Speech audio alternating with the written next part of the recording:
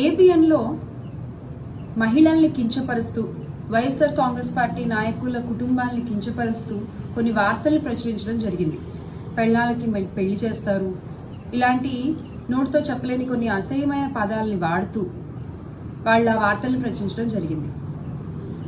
దాన్ని ఖండిస్తూ ఈ రోజున వైఎస్ఆర్ కాంగ్రెస్ పార్టీ నాయకులు ఏబిఎన్ హైదరాబాద్ ఆఫీస్ వద్ద శాంతియుత నిరసన చేపట్టడం జరిగింది.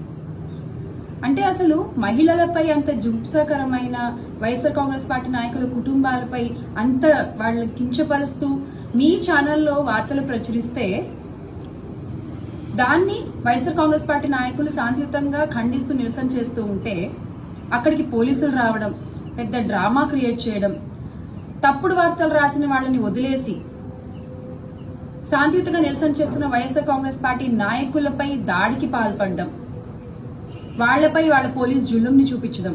అంటే ఇదంతా ఏంటి అసలు?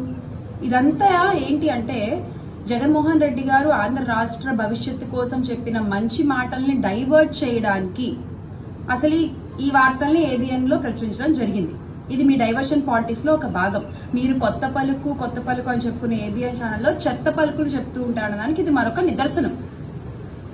దాన్ని ఖండిస్తూ ఈరోజు వైఎస్ఆర్ కాంగ్రెస్ పార్టీ నాయకులు, ఎమ్మెల్సీలు అందరూ అక్కడికి వచ్చి శాంతియుతంగా నిరసన తెలియజేస్తుంటే పోలీసులు వాళ్ళని చొక్కాలు పట్టుకుని, గొంతులు పట్టుకుని లాక్కెళ్తున్నారు. ఇది ఎంతవరకు న్యాయం?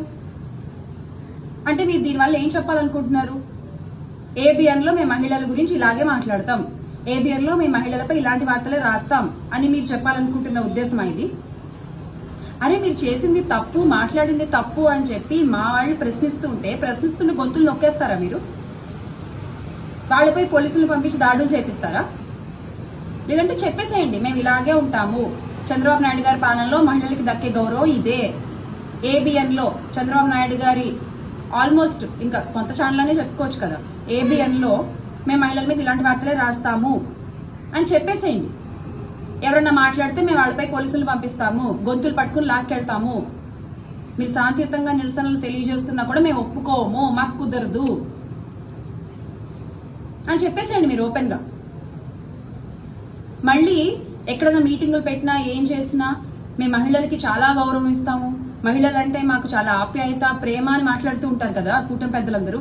మరి ఈ రోజున మీ ఛానల్లోనే, మీకు అనుసంధానం అయి ఉండేటువంటి ఒక ఛానల్లోనే ఇంత దారుణంగా మహిళలపై మాట్లాడుతుంటే ఏ కూటమి నాయకులు దీన్ని ఖండించారు? ఏ కూటమి నాయకులు ముందుకొచ్చి మాట్లాడారు? ముందుకొచ్చి ప్రశ్నిస్తున్న వైఎస్ఆర్ కాంగ్రెస్ పార్టీ నాయకులపై మీరు దాడులు చేపిస్తారు.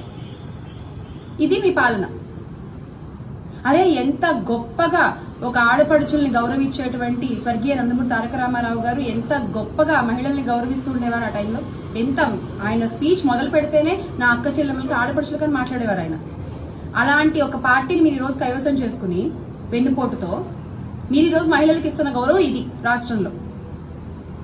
ఇది నిజంగా కరెక్టేనా? మీరు మాట్లాడతారు మళ్ళీ జగన్మోహన్ రెడ్డి గారి పాలన గురించి, మీరు మాట్లాడతారు జగన్మోహన్ రెడ్డి గారి వ్యక్తిత్వం గురించి, మీరు మాట్లాడతారు జగన్మోహన్ రెడ్డి గారు మహిళల్ని ఇచ్చే గౌరవం గురించి. జగన్మోహన్ రెడ్డి గారి పాలనలో మహిళలకి ఎంత గౌరవం ఇచ్చారో రాష్ట్రంలో ఉన్న ప్రతి మహిళకి తెలుసు.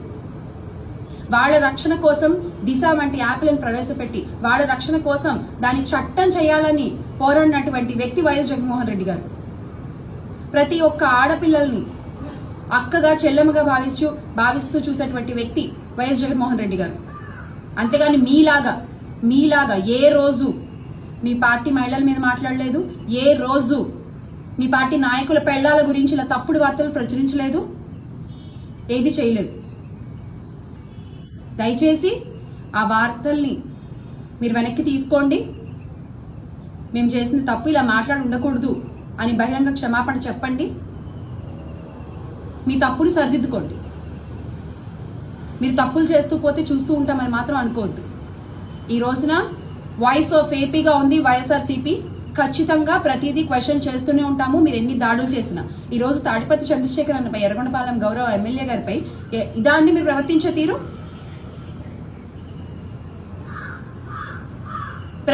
ప్రతిదీ ప్రజలు చూస్తూనే ఉన్నారు. దానికి సరైన సమాధానం మీకు త్వరలో చెప్తారు. Ban ABN in AP, save AP.